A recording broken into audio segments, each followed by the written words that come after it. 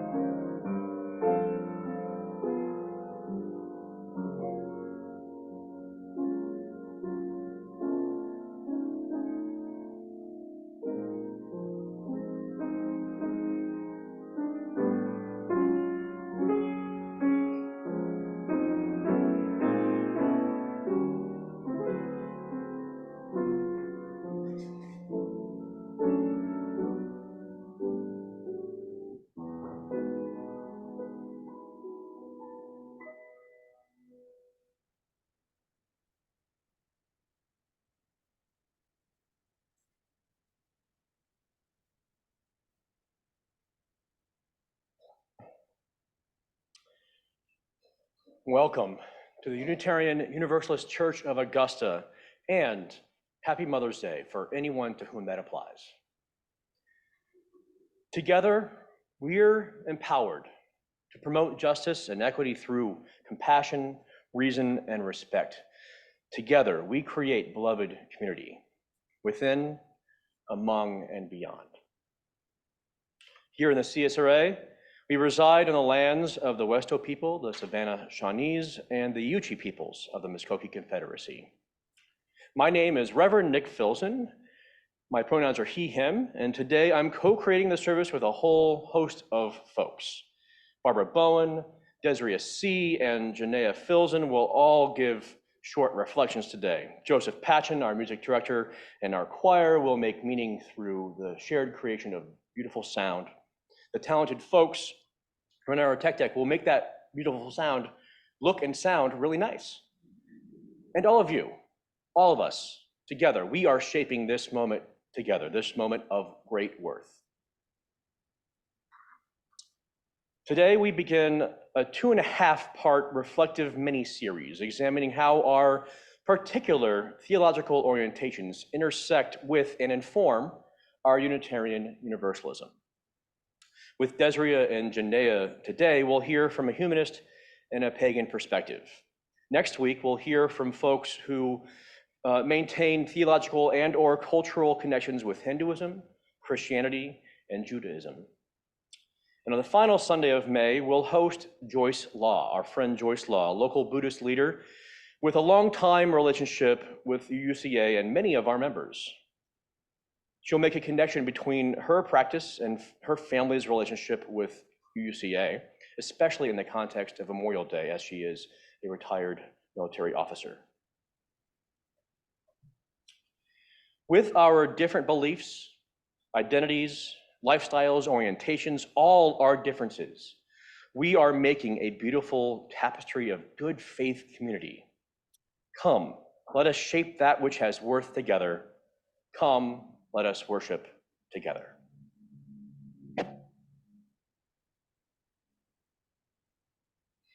On this Mother's Day, we once again live in the midst of terrible conflict around the world, much of which is caused by folks from different cultures and religious traditions who refuse to work with, tolerate, or even accept others, who believe their way is the only way.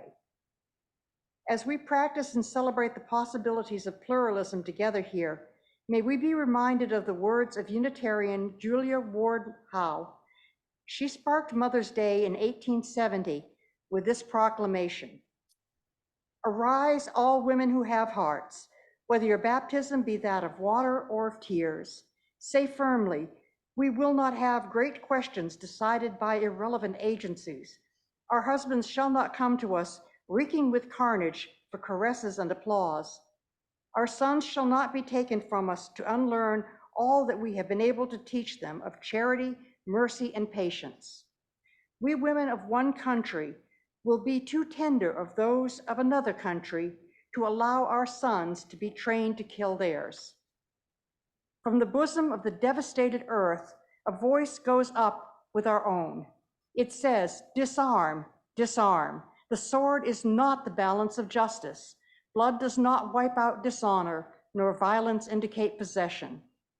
As men have often forsaken the plow and the anvil at the summons of war, let women now leave all that may be left at home for a great and earnest day of council.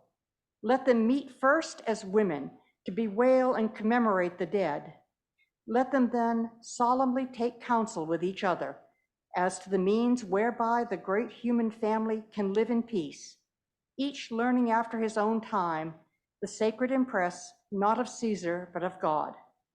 In the name of womanhood and of humanity, I earnestly ask that a general Congress of Women, without limit of nationality, may be appointed and held at some place deemed most convenient and at the earliest period consistent with its objects, to promote the alliance of the different nationalities, the amicable settlement of international questions, the great and general interests of peace."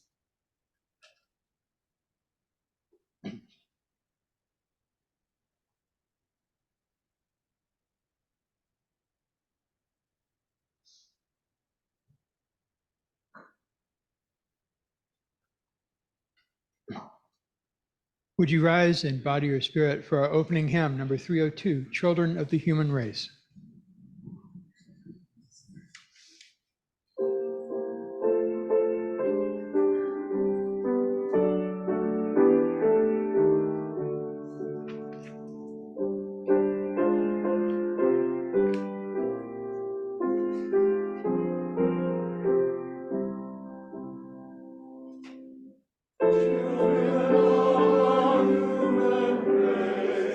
Offspring of our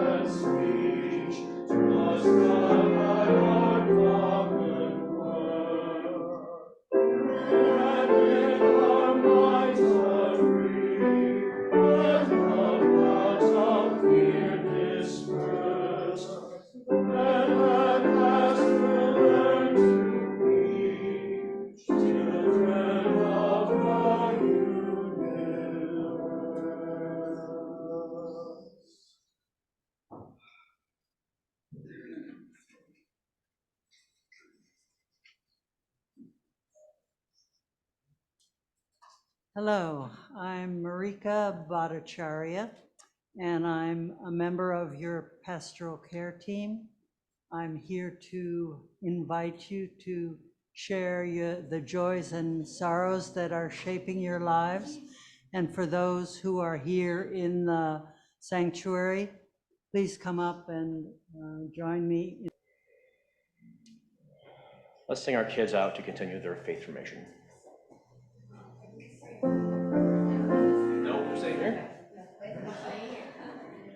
Let's sing our kids to stay here. As you stay, as you stay. As you stay, joy surround you. As you stay, may you grow. Know our love is with you always. As you stay, as you stay. See, it still rhymes because of the always and the.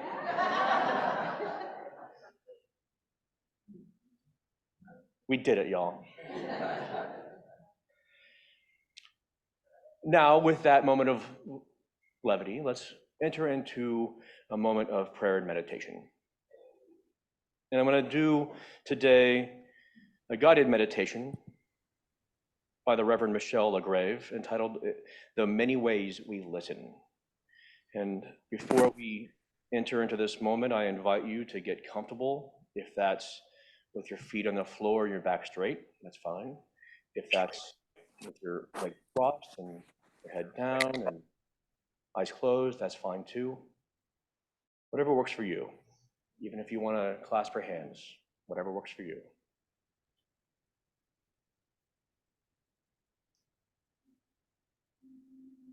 I'd like to ask you to breathe in slowly now. Breathe out. You love. Breathe in. Thank you, love. What did Mark have to say?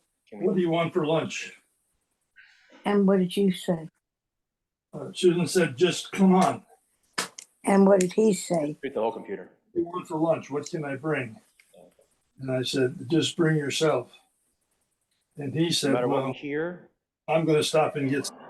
there are many ways that we listen.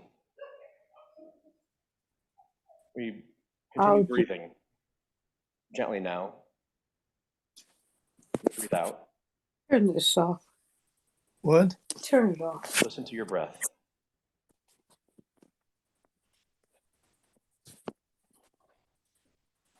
Listen for another's breath.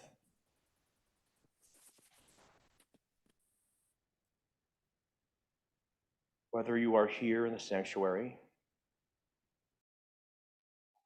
at home, with a family member or a cat, or at the local coffee shop, listen.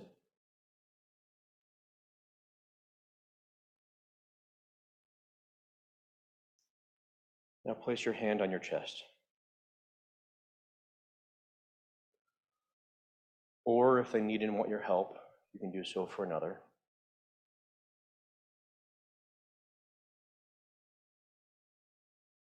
Again, slowly now, breathe in and breathe out.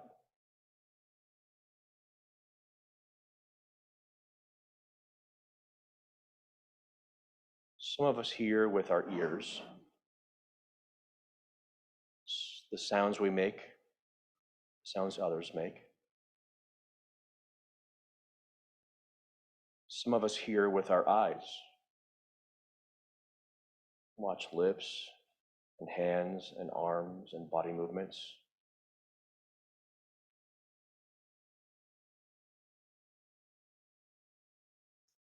Some of us hear with our bodies, feel vibrations in the air and on our skins.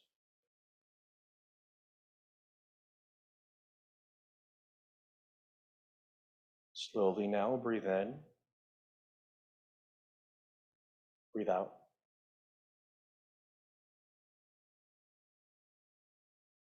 Listen in the many ways you know how.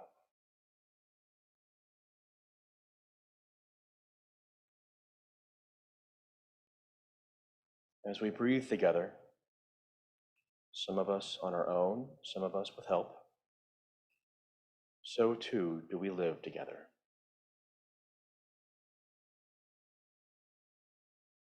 Gently now, breathe in. Breathe out.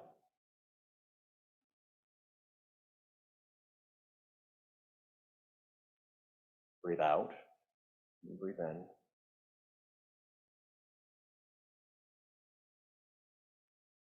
Together and apart, we are many and we are one.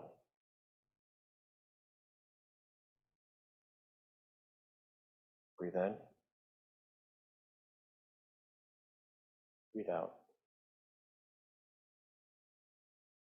Listen in the many ways you know how, as together we enter into the silence.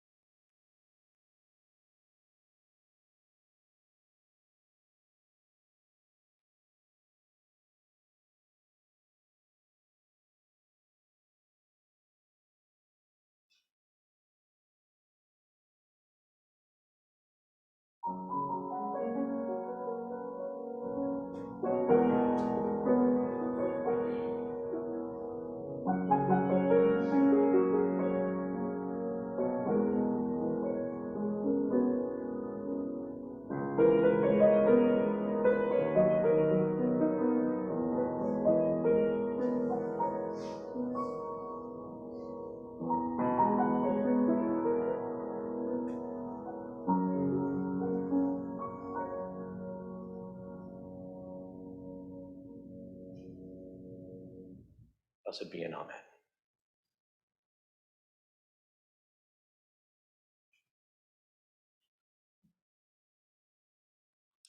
So today being Mother's Day, I'd like to offer a short reflection on the side of reproductive justice that doesn't get as much airtime in the news these days. Pro-life partisans want to reduce the number of abortions, and that in and of itself isn't a bad thing. What if we all focused instead on reducing the factors that lead to so many women seeking abortions? Right now, someone experiencing even a desired pregnancy faces a host of risks and challenges, beginning with our fractured healthcare system. Even if they have insurance, finding reproductive care in their provider's network within a reasonable distance can be difficult in some areas. The declining birth rate in rural areas has forced a number of hospitals to close their obstetrics departments. Extreme abortion bans have only exacerbated this issue. Lack of reproductive care means lack of access to the means of preventing unwanted pregnancies, as well as lack of regular screenings that might detect and treat problems in pregnancy before they become life or health threatening. But even if the pregnant person has insurance and access to health care, the situation is still not ideal.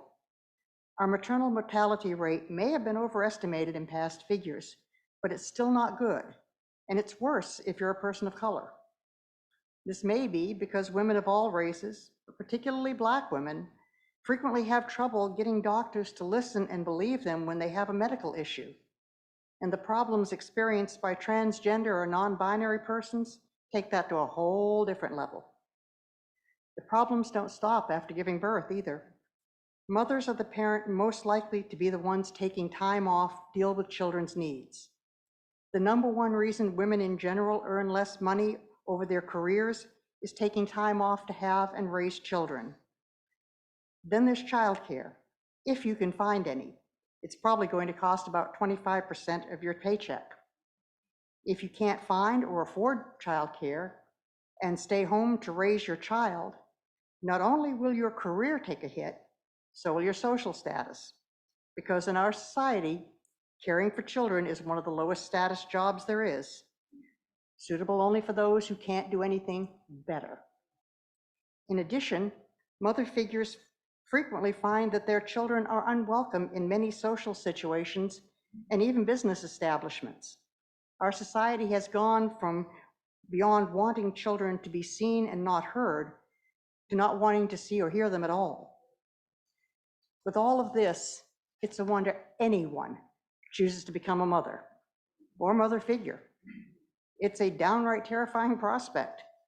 The future success, the survival even, of our society and species depends on our children and on those who bear and care for them. I'd like to see us go from being divided into pro-life or pro-choice to all of us being pro-choices, plural. We need more choices and better choices for the future. If we want to lower that abortion rate while enabling people to have the number of children they desire, whether that's 0 or a dozen, we need to increase the options to make that possible. So no matter who you're voting for this year, remember to write those representatives about these issues. Do it for your mother, your wife, your sister, your daughter, your friend. And happy Mother's Day.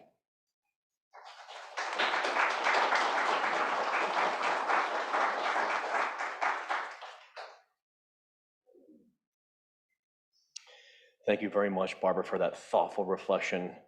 The inequitable emotional labor of motherhood, reinforced by a patriarchal society, is real. Much love and respect, and hopefully long-term repair and respite to everyone who is impacted by this system, to all folks who play the role of mom. And she mentioned whoever you wrote for. We are currently in the process of doing primary votes here in Georgia, especially here in Richmond County. So if you haven't done that yet, please go do that. Janeya and I did it yesterday. You can too.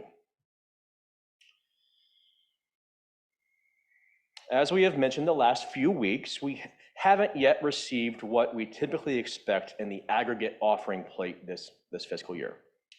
Even so, we're going to be really close to balancing our budget by the end of June. We're doing okay. We might even have a surplus, but we need your help to get there. Anything you can offer today and in the remaining Sundays through June will help us support this institution and our shared mission. You can, of course, write a check, and cash is always fine, but you're also more than welcome to use the text to give information on this that's about to be on the screen, or the online giving form linked on your digital order of service. However is easiest for you, we humbly ask you to give what you can today. Would the ushers please come forward?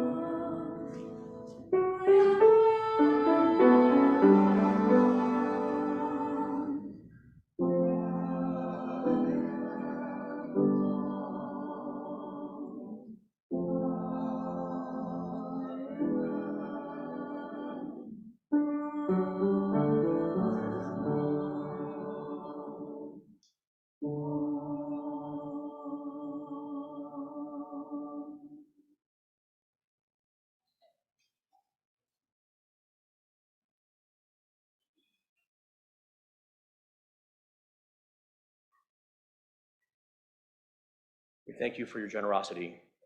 We thank you for your stewardship.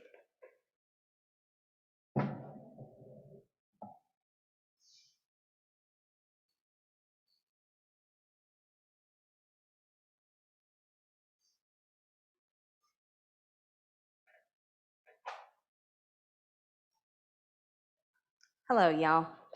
I am Desria Seay, and I'm going to share a short reflection with y'all today.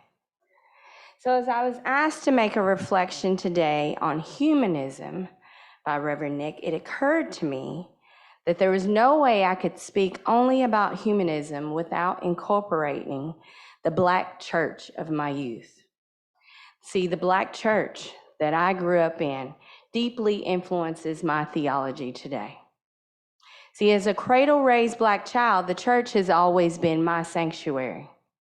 The rich gospel music, the passionate sermons, the fashion show on Easter and Mother's Day, the testimonies like we had today by Sister Joyce and Sister Marika and many others, the deep sense of community. It's all woven into the very fabric of my being. But as I've grown, my faith has taken on some new dimensions, intersecting with ideas I've encountered outside the Black church walls, such as humanism and Unitarian Universalism. So for me, the core message of the Black church had always been about liberation. It's about echoing the cries of our ancestors who fought for freedom, not just from physical slavery, but from prejudice and marginalization. This pursuit of justice aligns perfectly with the humanist emphasis on human potential and building a better world. So we all might not believe in a higher power, but the desire to see humanity flourish resonates deeply within both traditions. See, the Black church tradition of questioning and reinterpreting scripture to reflect our reality also feels akin to the Unitarian Universalist approach. We grapple with the same questions. How can a loving God allow suffering? Isn't it our responsibility to make sense of the world around us, not just blindly accept what's written? This freedom of thought allows both traditions to create a space that is inclusive and open to diverse interpretations of faith. While the church of my youth and what is heavily influenced me today may speak of God's love and guidance, humanism and Unitarian Universalism point to the inherent worth and dignity of all people and the importance of reason and compassion. It's all about building a world where everyone has the opportunity to thrive. Maybe the Black church expresses this through faith, while humanists and Unitarian Universalists find meaning in ethical living and social justice worth. But in the end, isn't the goal still the same? To create a more just and equitable world. So see, the Black church's deep respect of ancestors also aligns with the humanist and Unitarian Universalist focus on history, on reason. By remembering those who came before us, those in the Black church acknowledge the role every day that people play in shaping the present. This feels very similar to the humanist and Unitarian Universalist emphasis on learning from the past to create a better future. It's a bridge across traditions, a shared respect for the power of our collective history. See, the Black church taught me that the spiritual and the physical realms are interconnected, just as this holistic view strangely aligns with the humanist concept of our interconnectedness with the world around us. Maybe it's not always about worshiping a higher power, but understanding the web of life and our place within it. Unitarian Universalism, with its openness to diverse spiritual paths, might even see the interconnectedness as a reflection of the universe's inherent wholeness. These connections may surprise some of y'all, but they inspire me.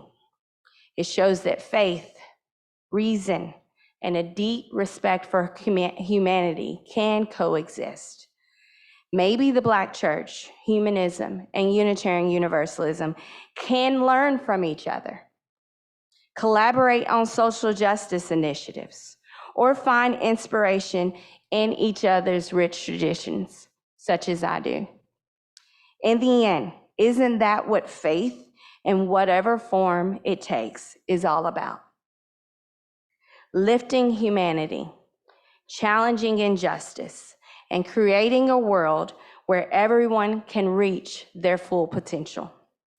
That's the tapestry of beliefs I choose to weave, a tapestry that's rich with the threads of the Black church and humanism and the unwavering belief in the power of humanity. Thank you.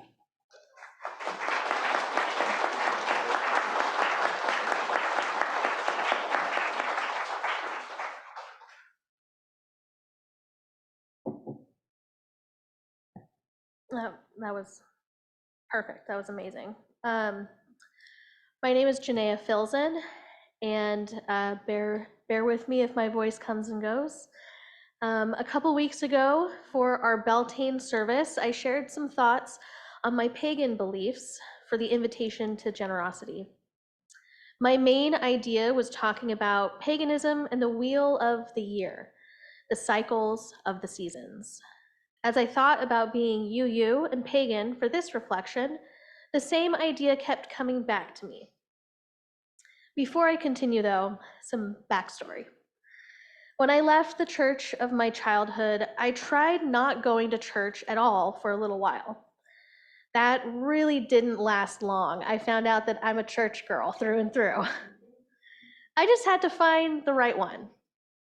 It got discouraging over the year I spent attending one congregation after another to find my new spiritual home.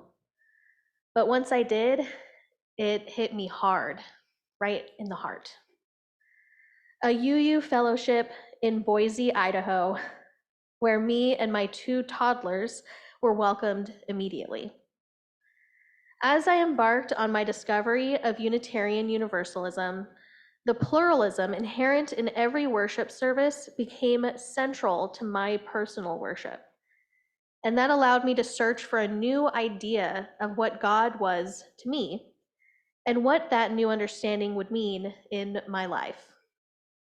What was my ultimate? What was my intimate?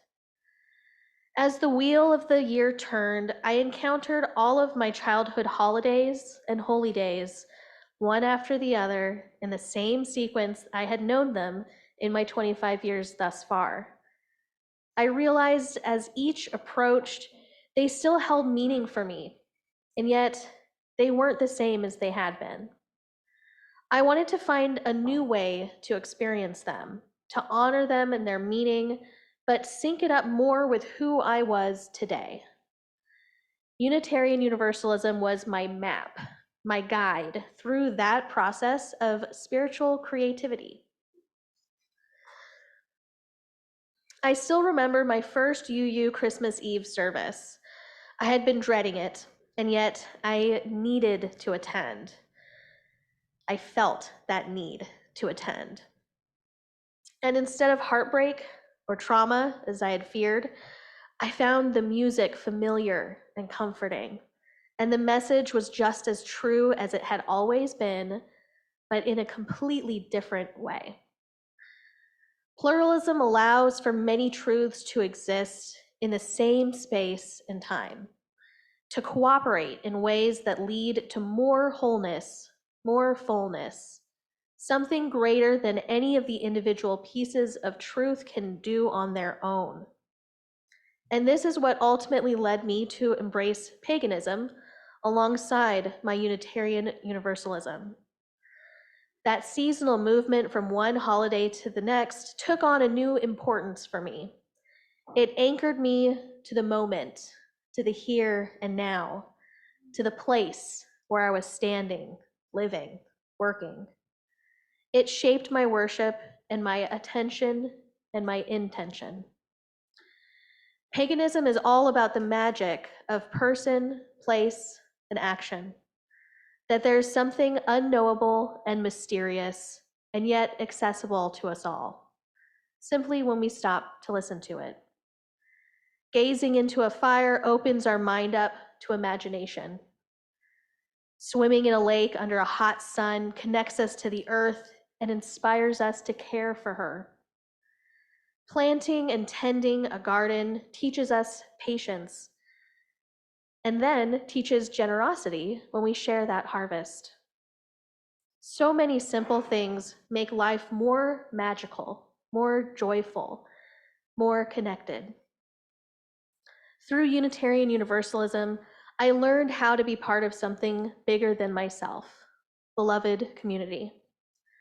Through paganism, I learned how to value the magic that's already inside of me, just by being me, right here, right now. I wouldn't have the ultimate or the intimate without the pluralism of Unitarian Universalism, which has always embraced a variety of paths as long as they lead to love.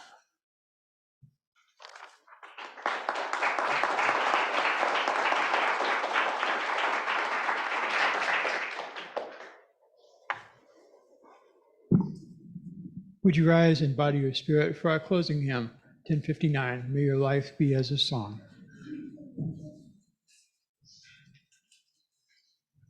We'll do this multiple times, kind of Taizé style. So we'll just kind of feel it out as to when we'll be done, but we'll sing it and just be here in the moment as Janeya just suggested we try.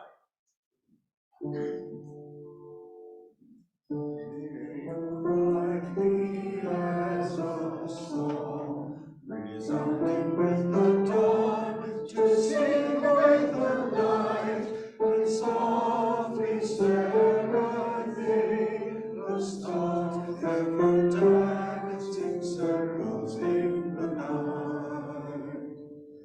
May your life be as a song, resounding with the dawn, to sing away the light, and softly serenade the stars, ever dancing circles in the night.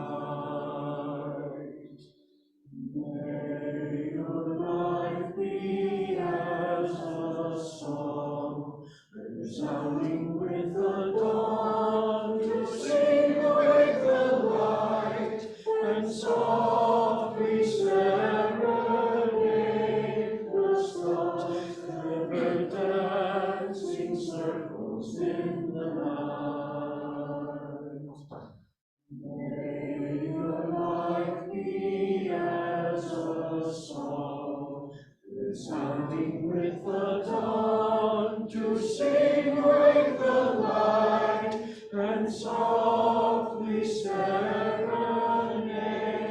the stars, ever dancing circles in the night.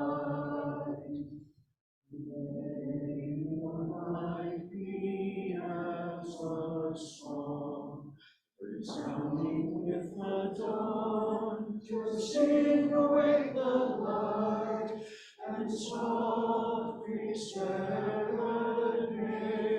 the stars, ever dancing circles in the night.